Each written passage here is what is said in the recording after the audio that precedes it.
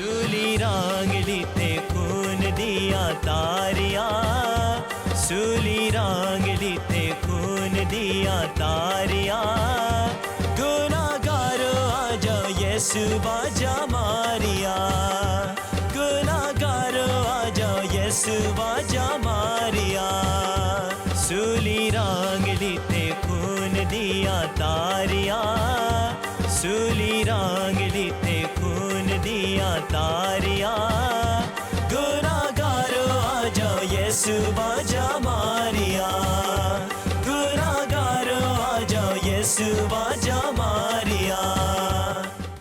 तो आइए हम खुदा के कलाम की तरफ चलते हैं। सब बहन भाइयों को मैं खुश आमदीद कहता हूँ। और जैसा कि मैं हमेशा आपसे पूछता हूँ पिछले सबक के बारे में, तो इससे मुझे अंदाज़ा होता है कि आप फॉलो कर रहे हैं या सिर्फ एक आम मैसेज की तरह से इस बात को ले रहे हैं। क्योंकि हम आजकल यीशु को जानने की कोशिश कर रहे हैं। ये जो बाइबल स्टडी हम कर रहे हैं, ये यीशु को ज़ाती तौर पर जानने की कोशिश कर रहे हैं। ठीक है, तो कोई मुझे बता सकेगा कि मैंने पिछला जो सबक था वो कहाँ ख़त्म किया था?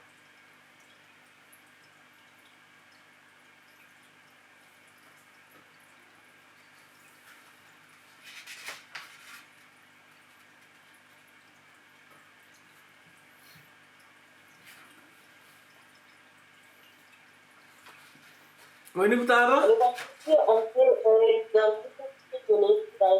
सीखा था किस तरह से वो पैदा हुए, उनकी किस तरह से वो उनकी पैदाइश एक यूनिक थी दुनिया में, और किस तरह से उन्होंने अपनी खिदमत को जो है वो जैसे पैदाइश के बाद वो पले बढ़े, और हर एक मतलब दुनिया से उनकी हर चीज़ जो थी वो डिफरेंट थी, यूनिक थी। उसके बारे में सीखा था। वेल डन, बहुत अच्छे बेटा, बहुत अच्छे। क्योंकि हमने पिछली दफ़ा लासानी यीशु के बारे में सीखा था, जिसका कोई और सानी नहीं है, जिस जैसा कोई और है नहीं। हमने ये सीखा था कि कैसे उसकी जो पैदाइश है वो कैसे लासानी थी। और फिर हम जब उसको कंक्लूड कर रहे थे तो उसमें मैंने जिक्र किया था लूका रसूल की इंजील में से, जब खुदावंद यीशु अपने माँ और बाप के साथ हैकल में जाते हैं 12 साल की उम्र में, और फिर वहाँ ही रह जाते हैं, और फिर वो ढूंढते हुए जब वापस जाते हैं तो उन्हें एक बुज़ुर्गों के दरमियान बैठा हुआ और हैकल में उनके साथ खुदा के कलाम की बातचीत करते हुए पाते हैं। तो क्या कोई मुझे बता सकेगा कि खुदावंद यीशु की खिदमत कब शुरू हुई थी? कोई भी बहन या भाई कह दे जल्दी से, ताकि हम वक्त ज़ाया ना करें।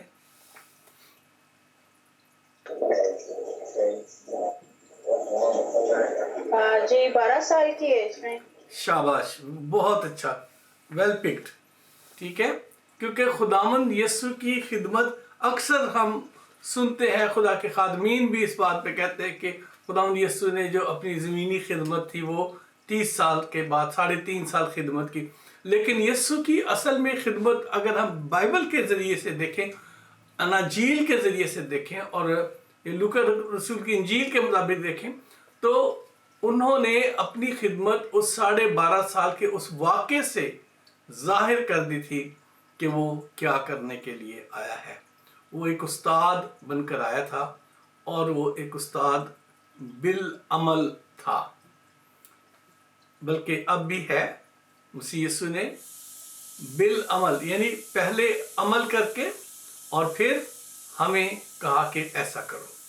तो उसने 12 साल की उम्र में अपनी खिदमत को, जब वो हैकल में गए थे, वहाँ से उन्होंने अपने आप को जाहिर किया। तो आज हम सबक जो है चौथा सबक या लेसन 4 में जा रहे हैं, और इसमें हम देखेंगे कुछ बातें जिसमें यीशु की ज़मीनी खिदमत जो है उसके हवाले से हम आगे बढ़ते हैं। तो इसमें जो है 3 हिस्से हैं। पहला हिस्सा है खिदमत का आगाज़ और इफ्तिताहिया, और दूसरा जो है उसकी खिदमत के हवाले से उसके मकबूल तरीन खिदमत का जो साल था जिसमें वो बहुत मकबूल हुए, और फिर हम उसकी खिदमत की मुखालफत के साल को देखेंगे। तो हम इन तीनों जो चीज़ें हैं उनको जब हम अलग अलग देखेंगे तो उनमें हमने फिर 3 चीज़ें देखनी है। गौर से सुने मैं क्या कह रहा हूँ, ठीक है। पहले खुदावंद की खिदमत का आगाज़ का जो इफ्तिताहिया था उसके बारे में आज हम सीखने जा रहे हैं, ठीक है। और उसके बाद हम सीखेंगे मसीह यीशु के मकबूल तरीन साल जो था जिसमें वो बहुत मकबूल थे, और फिर यीशु की खिदमत की मुखालफत का साल जो है उसके हवाले से बात करेंगे। और हम तीनों में जो 3 चीज़ें देखेंगे, वाक़यात देखेंगे, उसमें क्या क्या वाक़यात हुए, और दूसरी चीज़ जो देखेंगे क्या क्या मोजज़ात हुए, और साथ साथ जो तीसरी और इम्पोर्टेंट चीज़ है जो साथ साथ चलती रहेगी इन दोनों बातों के दरमियान में, वो है खुदावंद यीशु का मुकालमा या ज़ुबानी उनका जो तालीमात जो हैं जो उन्होंने गुफ्तगू की उसके हवाले से आज हम बातचीत करने जा रहे हैं। तो अज़ीज़ों, खुदावंद यीशु की जो खिदमत का इफ्तिताहिया है उसे जो थियोलॉजियंस हैं और जो कलाम को पढ़ने वाले और सिखाने वाले हैं वो कहते हैं कि यूहन्ना बपतिस्मा देने वाले जब आए और उन्होंने मुनादी शुरू की तो उन्होंने यीशु को मुतारफ़ कराया, उन्होंने यीशु का तारफ़ कराया। और अगर हम इसको देखें तो मत्ती रसूल की इंजील में और उसके 3 बाब की 1 से 12 आयत तक इसका जिक्र हमें मिलता है। तो हम ये सारी आयत तो इस थोड़े से वक्त में नहीं पढ़ सकेंगे, ठीक है। तो मत्ती रसूल की इंजील 3 बाब और उसकी सिर्फ हम 11 और 12 आयत आपके सामने पढ़ना चाहते हैं। तो देखिए यहाँ लिखा है,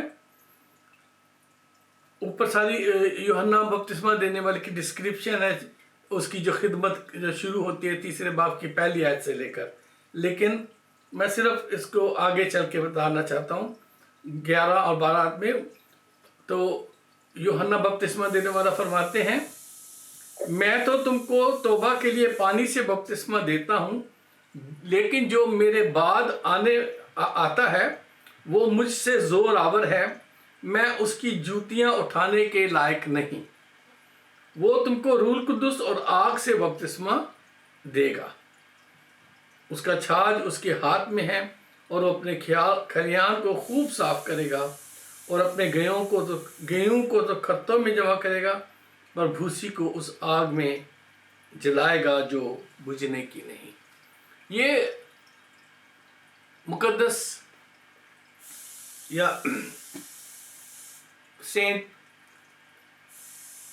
जॉन द बैप्टिस्ट जो हैं वो यीशु के बारे में फरमाते हैं। इसी तरह से फिर इसी बात को मरकस की इंजील में उसके पहले बाब की 1 से 8 आयत में भी बयान उन्होंने किया, और वो भी उन्होंने भी सेम ही मरकस ने भी इस चीज़ को बयान किया है तकरीबन। और उसकी मैं 7 और 8 आयत आपके सामने पढ़ देता हूँ, मरकस की इंजील और उसका पहला बाब और उसकी 7 और 8 आयत। वहाँ इस तरह से मरकूम है कि और ये मुनादी करता था, यानी यूहन्ना बपतिस्मा देने वाले की बात कर रहा हूँ, कि मेरे बाद वो शख्स आने वाला है जो मुझसे ज़ोर आवर है, मैं इस लायक नहीं कि झुककर उसकी जूतियों का तस्मा खोलूँ। मैंने तो तुमको पानी से बपतिस्मा दिया, मगर वो तुमको रूह कुद्दुस से बपतिस्मा देगा। और इसी चीज़ को फिर लूका रसूल भी कंफर्म करते हैं, और 3 बाब के 1 से 18 आयत में और 16 और 17 आयत में इसका इसी तरह से जिक्र आता है।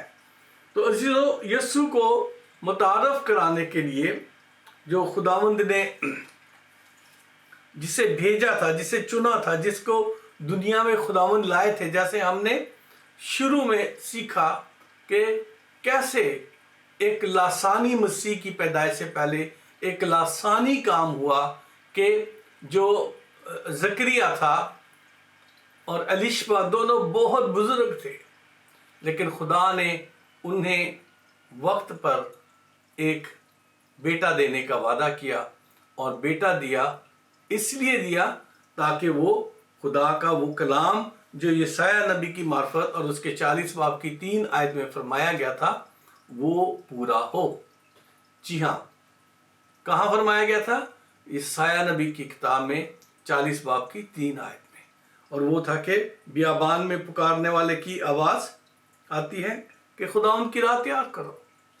یہ خداوند کی راہ تیار کرنے کے لیے، اس کے لیے راستے ہموار کرنے کے لیے خداوند نے یوحنا بپتسمہ دینے والے کو چنا۔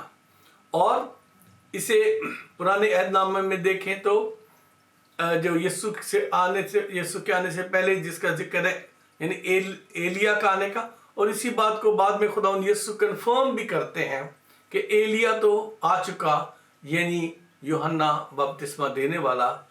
اور انہوں نے خداوند یسوع نے یہ بھی فرمایا کہ جتنے بھی عورتوں سے پیدا ہوئے ہیں ان میں سب سے جو عظیم ہستی ہے، جو بڑا ہے، وہ یوحنا بپتسمہ دینے والا ہے۔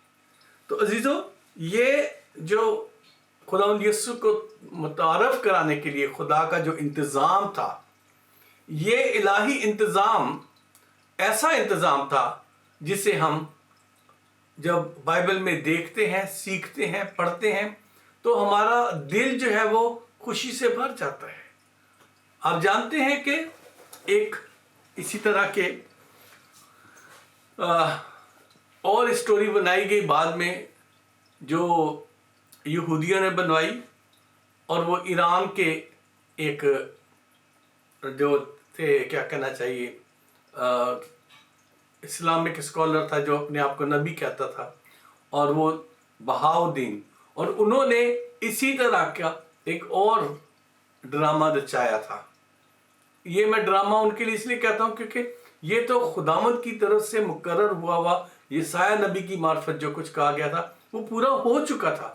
انہوں نے ڈرامہ رچایا جو کہ انہوں نے، اس کے کزن نے آ کر اسی طرح سے منادی کرنا شروع کی کہ جو ابھی آنے والا ہے مسیح موعود، اور میں اس کی جوتیوں کا تسمہ کھولنے کے لائق نہیں ہوں۔ جی ہاں، اس نے بھی یہی کچھ الفاظ کی۔ اور پھر یہودیوں نے، کیونکہ یہودی خداوند یسوع کو نہیں مانتے، اس لیے انہوں نے اس کو کیونکہ اسلامک قانون کے مطابق اسلامک ملک میں محمد کے بعد کسی کو نبی نہیں مانا جاتا، تو اسے کیونکہ قتل کر دیا گیا تھا بہاء اللہ کو، تو انہوں نے اسرائیل میں بہاء اللہ کو لے جا کے دفن کیا، اور وہاں اس کا بہت بڑا جو مونیومنٹ اور مزار بنایا گیا، اس کی ہڈیوں کو وہاں لے جا کے انہوں نے دفنایا ہے، تاکہ وہ یسوع کی جو مسیح ہونے کا جو جواز ہے اس کو انکاؤنٹر کر سکے کہ یہ تو سٹوری کسی اور کی بھی ہے، ٹھیک ہے۔ اور جو خدا آپ کو برکت دے، کبھی موقع ملے اسرائیل جانے کا، تو تل ابیب میں ایک پہاڑی پہ جو کوہ کرمل کے پر انہوں نے اس کو بہت بڑی جگہ دی ہے، بڑا ہی خوبصورت باغ ادھر بنایا انہوں نے، اور اس پہاڑی پر سیڑھیوں کے ڈیزائن میں، اور وہاں پر انہوں نے اس کا وہ مزار بنایا ہے، اور لوگوں کو، کیونکہ وہ اتنا خوبصورت باغ ہے کہ وہ جو ٹورسٹ ہیں وہ لازمی وہاں جاتے ہیں اس دیکھنے کے لیے۔ تو عزیزو، یسوع کی جو لاسانیت ہے اس کو کوئی کاپی نہیں کر سکتا، اور نہ اس کی طرح سے کوئی بن سکتا ہے، کیونکہ وہ خدا کے کلام کے مطابق اس کے حوالہ جات اور سب کچھ ایسے پروئے جاتے ہیں آپس میں کہ پتہ چلتا ہے کہ وہ کچھ اور ہی شخصیت ہے، وہ کچھ اور ہی شخصیت ہے۔ تو اسی طرح سے پھر خداوند یسوع جو خدمت کے حوالے سے آگے جب وہ شروع کرنے سے پہلے خداوند یسوع خود ظاہر ہوتے ہیں۔ کہاں ظاہر ہوتے ہیں؟ یوحنا جب بپتسمہ دے رہا تھا تو خداوند یسوع وہاں आते हैं बपतिस्मा लेने के लिए। मत्ती रसूल की इंजील के 3 बाब की 13 से 17 आयत में इस बात का जिक्र हमें मिलता है कि खुदावंद यीशु उसके पास आए। उस वक्त यीशु गलील से यरदन के किनारे यूहन्ना के पास उससे बपतिस्मा लेने आया, मगर यूहन्ना ने ये कहकर उसे मना करने लगा कि मैं आप तुझसे बपतिस्मा लेने का मोहताज हूँ और तू मेरे पास आता है। यीशु ने जवाब में उससे कहा, अब तू होने दे, क्योंकि हमें इसी तरह सारी रास्तबाजी को पूरा करना मुनासिब है। इस पर उसने होने दिया। अजीजों, जो गुनाहों की माफ़ी के लिए जो कफ़ारे की जो तैयारी है, जो हमारी रास्तबाजी के लिए जो खुदा के कवानीन के मुताबिक थी, उसकी तैयारी का जो हक था उसको धो के तैयार करने का, वो सिर्फ काहिन जो लावी की फैमिली में से जो लोग थे उनका हक था। और खुदावंद यीशु जो है दुनियावी जिसामत के हिसाब से, दुनियावी पैदाइश के हिसाब से यहूदा के घराने से, दाऊद के घराने से थे। वो कुर्बानी तो बने, लेकिन वो काहिन उस वक्त नहीं बने थे। उस वक्त वो काहिन नहीं अपने आप को प्रेजेंट करना चाहते थे, और इसीलिए क्योंकि कहानत ज़करिया के औलाद में यानी यूहन्ना बपतिस्मा देने वाले की तरफ राग़ब थी, उसके अंदर आई थी, इसीलिए खुदावंद ने अपने उस जिस्म की तैयारी का जो है उसको रास्तबाजी का जामा पहनाने का जो एक ज़ाहिरी निशान है उसको पूरा करें। क्योंकि खुदावंद यीशु तो खुद कह चुके, कलाम में हम पढ़ते हैं यूहन्ना रसूल की इंजील में 8 बाब में, वाले कहते तुम में कौन है जो मुझ पे गुनाह साबित करता है। ठीक है, तो खुदावंद यीशु में तो गुनाह था नहीं, उसे तौबा करने की ज़रूरत नहीं थी, लेकिन बपतिस्मा उन्होंने अपनी उस तैयारी का पहला कदम था उस खिदमत के लिए जिसके लिए खुदा बाप ने उसे भेजा था। इसलिए खुदावंद यीशु ने जो अल्फाज इस्तेमाल किए कि हमें इसी तरह सारी रास्तबाजी को पूरा करना मुनासिब है, हमें इसी तरह सारी रास्तबाजी को पूरा करना मुनासिब। तो रास्तबाजी काहिन के बगैर जो है वो मुकम्मल नहीं है। अगर नापाकी हो जाती है जिस्म में किसी भी किस्म की, खुदा के कलाम के मुताबिक, शरीयत के मुताबिक जो है वो काहिन के पास जाते थे, काहिन उनके लिए कुर्बानी गुजरानता था, और काहिन जो है वो ही उनको पाक और नापाक ठहराता था उन्हें देखने के बाद, जो जिस्मानी बीमारियों की वजह से या और किसी वजह से। तो डिक्लेयर जो है वो काहिन ने करना होता था रास्तबाज किसी को भी। तो अजीजों, इसे हम आगे चल के और थोड़ा सा गौर से देखेंगे, क्योंकि खुदावंद यीशु ने शरीयत को पूरा करने के लिए ऐसा क्यों कर किया। और इसी बपतिस्मा का हवाला जो है जो खुदावंद यीशु ने दिया, मरकस की इंजील 1 बाब की 9 से 11 आयत में आपको मिलता है। आप ज़रा ये जो हवाले मैं आपको बता रहा हूँ आपने ज़रूर नोट करें। और इसी तरह से फिर लूका रसूल की इंजील में भी 3 बाब की 21 और 22 आयत में खुदावंद यीशु के बपतिस्मा का जिक्र हमें मिलता है। लेकिन आज जो ख़ास चीज़ जो मैं आपके सामने रखना चाहता हूँ वो ये है कि आप इस चीज़ को देखें, जो खुदावंद यीशु और यूहन्ना बपतिस्मा देने वाले के दरमियान जो गुफ्तगू है वो क्या है। यूहन्ना बपतिस्मा देने वाला, जिसे खुदा ने मुकर्रर करके चुन के खड़ा किया है, वो कहता है कि मैं तो खुद तुझसे बपतिस्मा लेने का मोहताज हूं, क्योंकि उसने खुद कहा था कि मेरे बाद जो आता है वो तुम्हें किस चीज से बपतिस्मा देगा, आग से बपतिस्मा देगा। ठीक है, वो तुम्हें आग से, पानी से बपतिस्मा देगा। तो वो तो खुद खुदावंद यीशु से बपतिस्मा लेने के मोहताज थे।